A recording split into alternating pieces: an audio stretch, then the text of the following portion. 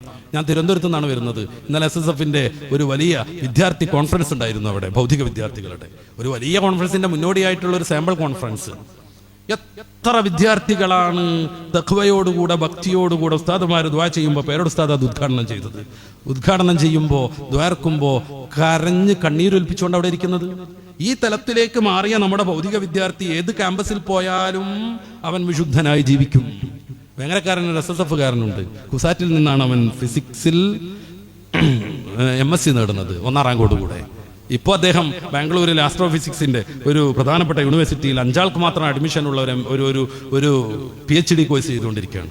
ഈ പറഞ്ഞതുപോലെ പലപ്പോഴും വിളിക്കും ടോക്കിയോയിലാണെന്ന് പറഞ്ഞിട്ട്, എന്തോ ഒരു പ്രൊജക്ട് ചെയ്യാൻ വേണ്ടിയിട്ട് ഇപ്പോൾ മോസ്കോയിലാണെന്ന് പറഞ്ഞിട്ട്, എല്ലാം യൂണിവേഴ്സിറ്റി സ്പോൺസർ ചെയ്യണത്. SSF കാരനായി വളർന്നു. ആ ക്യാമ്പസിൽ ആത്മീയതയുടെ പ്രതീകമായി ആ കുട്ടി. അവനെ കണ്ട് കുറെ ആളുകൾ നിസ്കാരം തുടങ്ങി. നീളം കുപ്പായവും കരയില്ലാത്ത തുണിയും തൊപ്പിയും തലയിൽ കെട്ടുമായിട്ട് ക്ലാസ്സിന് പോകുന്നത് അവന് തീരെ അരോചകമായിട്ട് തോന്നിയില്ല. അവൻ അനുകരിച്ചു കുറെ ആളുകൾ. അതിന്റെ അത്തിരി അപ്പുറം കൂടെ എനിക്ക് പറയാനുണ്ട്, അത് ഈ വേദി ശരിയല്ലെന്ന് എനിക്ക് തോന്നുന്നു. SSFലൂടെ വളർന്നതിന്റെ ഫലം അതിനാണ് ഈ സാഹിത്യോത്സവം. ഇത്തിരി ചെലവുണ്ടാകും, പിരിവിനൊക്കെ കുട്ടികൾ വരും, SSFന്റെ കുട്ടികൾ, അവഗണിക്കാൻ പാടില്ല. നമ്മൾ കൊണ്ടുപോകണം ആ കുട്ടികളെ പിരിവിന് പറ്റുന്നിടത്തേക്ക്. നമ്മുടെ മക്കളുമായി ആ സാഹിത്യോത്സവത്തിലേക്ക് പോകണം. ഞാൻ പറയുന്നത് ഒരു വ്യക്തിനിഷ്ടാവുമെന്ന് എനിക്കൊരു ഭയമുണ്ട്. ഈ കഴിഞ്ഞ ഞായറാഴ്ച എൻ്റെ വീട്ടിലൊരു വലിയ പ്രോഗ്രാം ഉണ്ടായിരുന്നു, അത്ര ചെറുതല്ലാത്ത. അതിൻ്റെ തിരക്കിനിടയിലും എൻ്റെ ഓരോ മക്കളെയും കൊണ്ട് ഞാൻ പലവട്ടം 4 കിലോമീറ്റർ ഓടിച്ച് അവരുടെ സാഹിത്യോത്സവത്തിന്റെ മത്സരത്തിന്റെ സമയം നോക്കിയിട്ട് ഞാൻ പോയിക്കൊണ്ടേയിരുന്നു. എൻ്റെ വലിയ ജ്യേഷ്ഠനൊക്കെ പറഞ്ഞു, ഇന്ന് തന്നെ നീ ഇതിന് നിൽക്കണമെന്ന്. അന്നേ അതുണ്ടാവുള്ളൂ, അതിന് പോയിരിക്കണം. കാരണം നല്ലൊരു പ്രഭാഷണത്തിലൂടെ കുഞ്ഞുമക്കളെ ഇതിലേക്ക് ചിലപ്പോൾ കൊണ്ടുവരാൻ കഴിഞ്ഞു എന്നില്ല. പാട്ടുണ്ട് എന്ന് പറഞ്ഞാൽ അവർ വരും, കഥ പറച്ചിലുണ്ട് എന്ന് പറഞ്ഞാൽ വരും.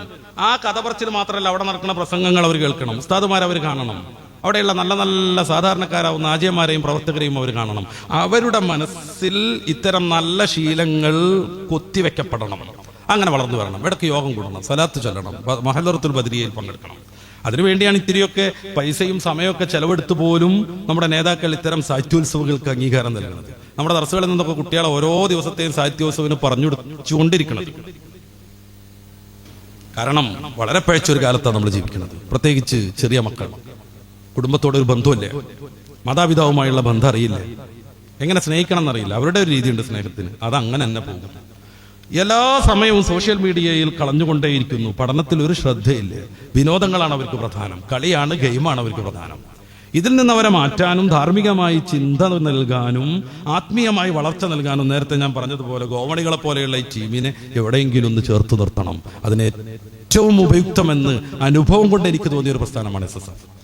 അതുകൊണ്ടാണ് കലയെക്കുറിച്ച് നമ്മൾ സംസാരിക്കുന്നത്, സാഹിത്യത്തെക്കുറിച്ച് നമ്മൾ സംസാരിക്കുന്നത്, സാഹിത്യത്തിന്റെ ആത്യന്തികമായ ആത്മിക ഫലങ്ങളെ കുറിച്ച് സംസാരിക്കുന്നത്. ഇൻഷാ അല്ലാഹ് സാഹിത്യത്തിലും കലയിലും അധ്വാനത്തിലും കായിക വിനോദങ്ങളിലുമെല്ലാം ദീനിന് പ്രാധാന്യം നൽകി, ആഖിറത്തിനും ആരോഗ്യത്തിനും പ്രാധാന്യം നൽകി വിശുദ്ധമായൊരു ജീവിതം നയിക്കാൻ നമുക്ക് സാധിക്കണം. പടച്ച റബ്ബ് തൗഫീഖ് നൽകുമാറാവട്ടെ. നമ്മെ നമ്മുടെ മക്കളെയും വിശുദ്ധിയുടെ പാതയിൽ അല്ലാഹു ഉറപ്പിച്ചു